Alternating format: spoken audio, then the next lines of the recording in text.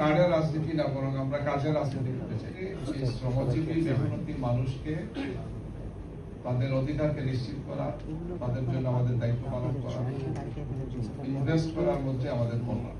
এই কাজটা আমরা করি না। ক্ষমতায় যাওয়ার সিঁড়ি হিসেবে ব্যবহার করা হয়, ক্ষমতায় গেলে আমরা তাদেরকে ভুলে যাই। বিভিন্ন ধরনের শ্রমজীবী মানুষ যারা আছে, শুধু গার্মেন্টস নয়, যেমন চা বাগানে যারা আছে তাদের ব্যাপারে আমরা রাখি। প্রান্তিক ধরনের বিপুল সংখ্যক মানুষ আছে।